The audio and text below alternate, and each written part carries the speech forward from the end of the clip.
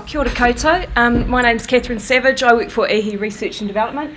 IHI means in Māori a great idea or a spark, so no pressure, I'll do my best. I didn't really realise the brief was to talk about why drug and alcohol is important in the sector, so I might go a little bit off track, but I'll do my best as I go along. The reason that I'm here today is that I did a piece of work in 2014 with the Canterbury Safety Charter, and it was looking at the use of drugs and alcohol in the construction sector in Christchurch. So the Safety Charter wanted some idea of, is it a problem, and if it is a problem, what sort of problem is it, and how do we deal with it? So they decided that they'd like to look at actually what happens on our construction sites, so ask the people that are actually on the sites and working every day.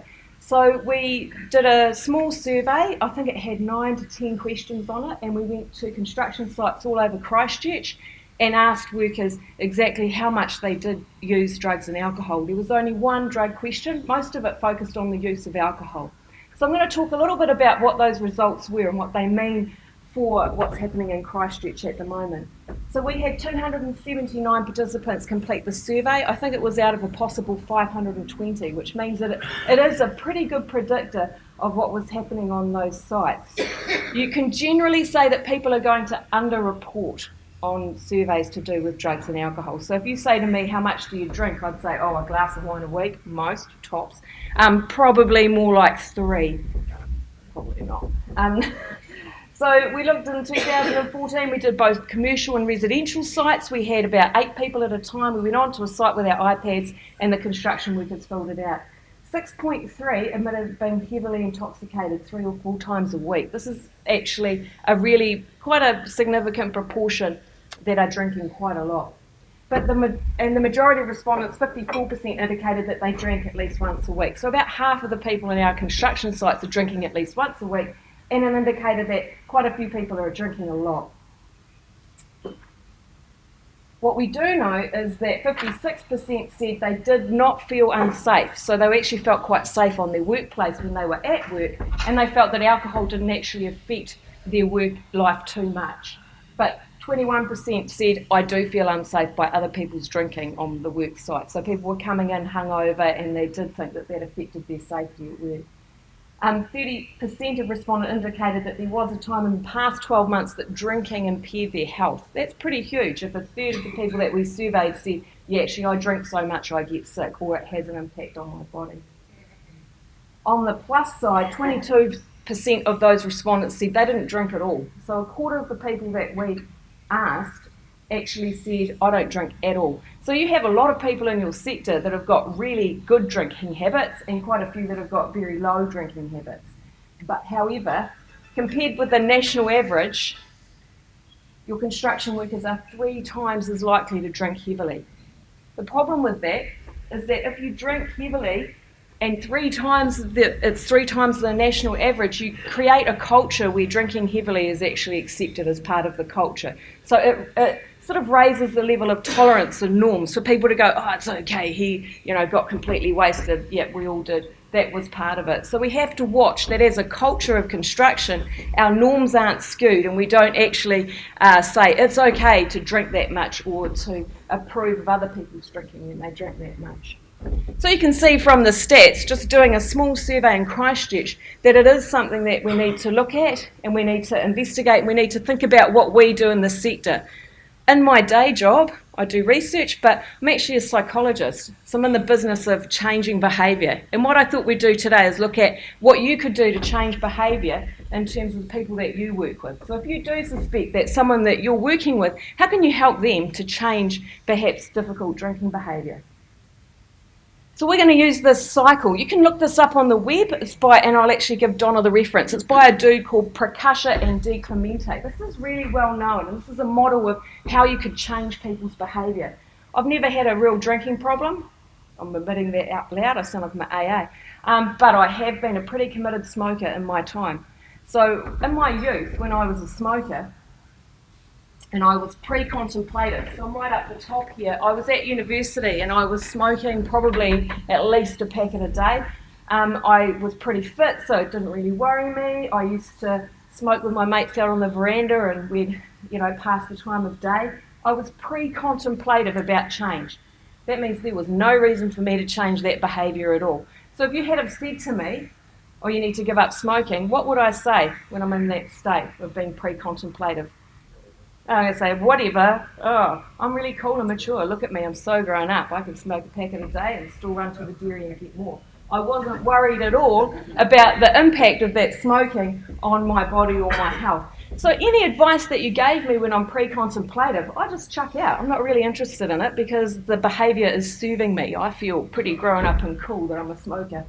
However, as I got a bit older and I left university and I became a teacher and I ran off to the caretaker's shed and had a smoke with the caretaker. And then I thought, I'd quite like to have some kids. Smoking doesn't really fit with having kids. So I started to become contemplative and think, I probably need to give up smoking. I probably shouldn't smoke. Actually, it really stinks. And man, I spend a lot of money on these smokes. And my mum hates it. So I sort of started to think about it. What happens then when you say to me, here's 0800, give up smoking? What do I do? I go, oh, yeah, thanks. I'll take the pamphlet, put it in my bag, might read it. Probably not that likely to might even ring up and get the patches, but probably won't wear the patches, okay? So I'm just thinking about it.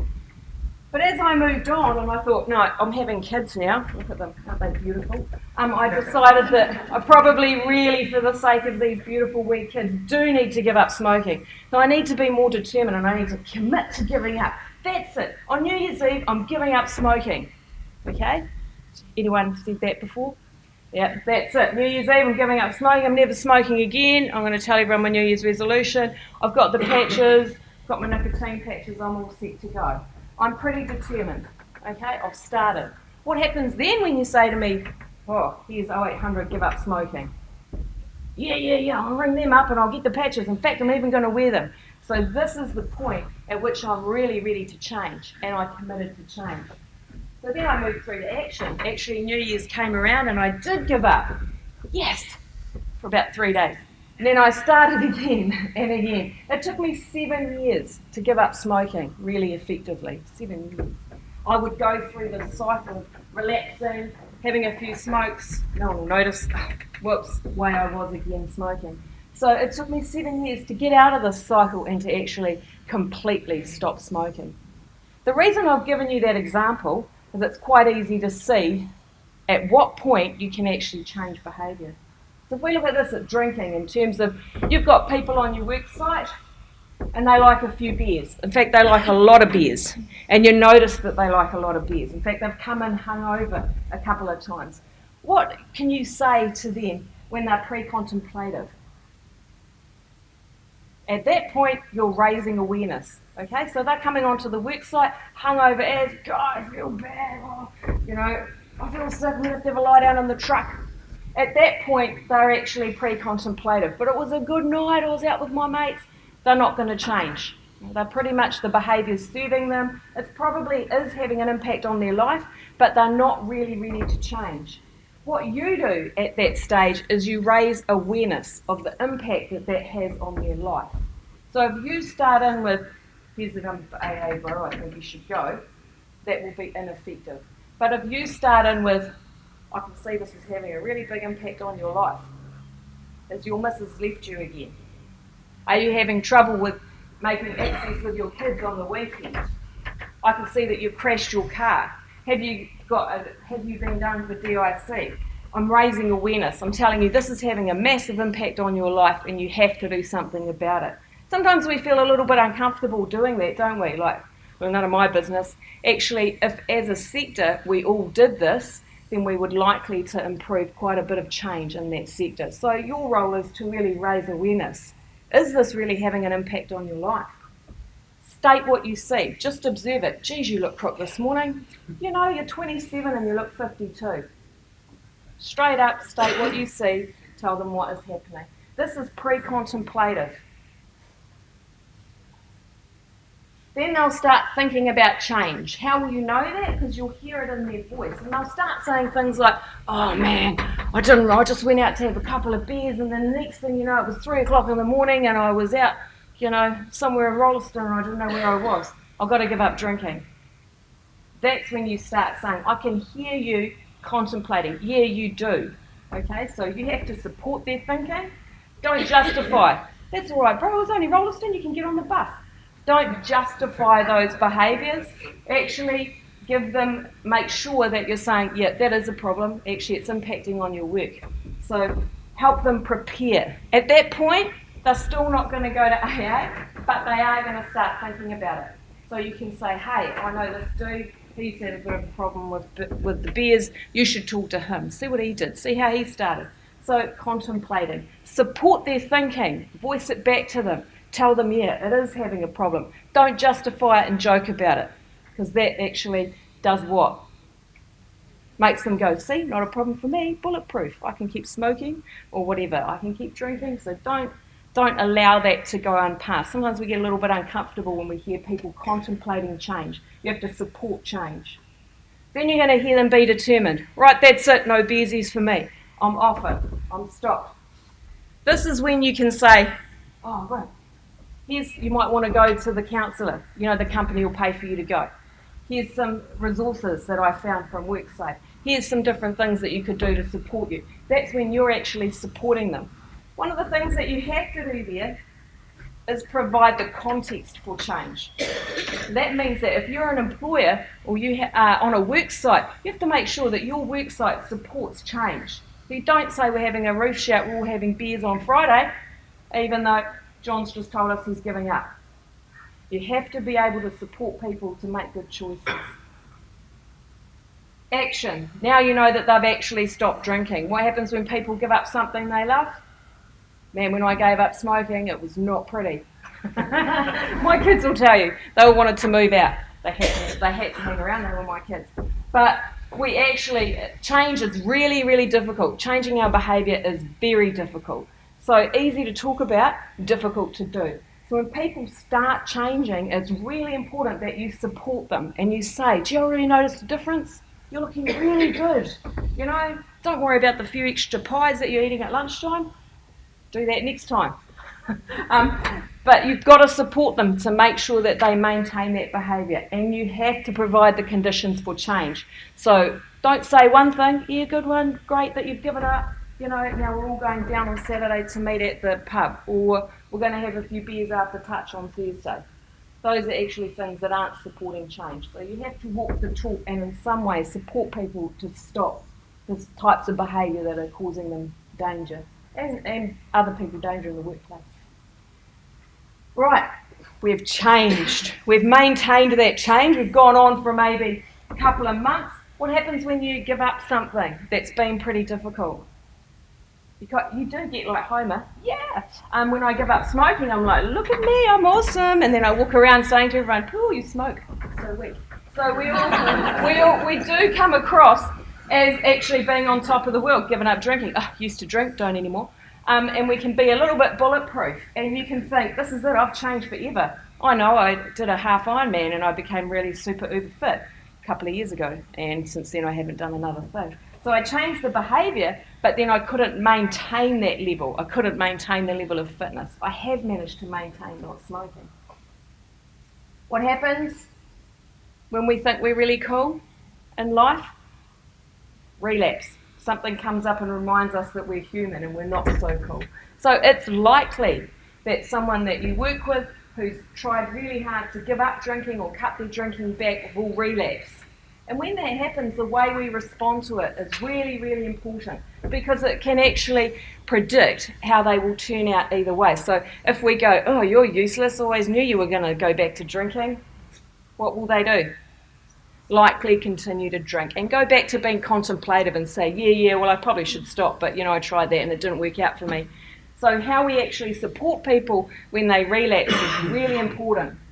If they relapse, get them back on track quickly, straight back into action. Don't let them go back to being contemplative and talking about it. Say, it's all right, it was one night, chalk it up, move on, get back into the plan. What do we need to do? What do you need to do? Do you want to go back to the counsellor? Do you need a day to sort out some of the resources that you need? Whatever it is that you need to do to support people to get back into that cycle. Okay. So quite an easy cycle to look at. If you're sitting there going, geez, I drink a few beers or a few wines, or maybe I'm a heavy drinker, You can easily do this with yourself. You should be able to look at that and go, I'm contemplative. At the moment, I thought I might do another triathlon at the end of the year. I'm contemplative. I'm thinking about it. I haven't actually started training. Okay, so I'm going, yeah, that was quite fun actually. I enjoyed that, but I haven't pushed myself to the point where I have to start training to do that. So any sort of behaviour that you have that you think, gee, I'd really like to give it up, where am I on that cycle? And how do I move myself to the next stage? What do I need to become more determined? Do I need to make a commitment? Sometimes telling people out loud will shift you from being contemplative to actually doing something about it. Okay? So hopefully that's helpful. The first part of the talk was really, yes, we do have to do something about the culture of drinking in Canterbury. And by that, there are too many people drinking really heavily. And how we respond to that makes a difference. The second part was I told you about the cycle of change and how you can actually support people that are working for you or working with you, and how you can support them to shift through those cycles of change and maybe change some of that behaviour. So I hope that's been helpful. I'm not sure if it addressed the brief, but thanks very much. Thank you.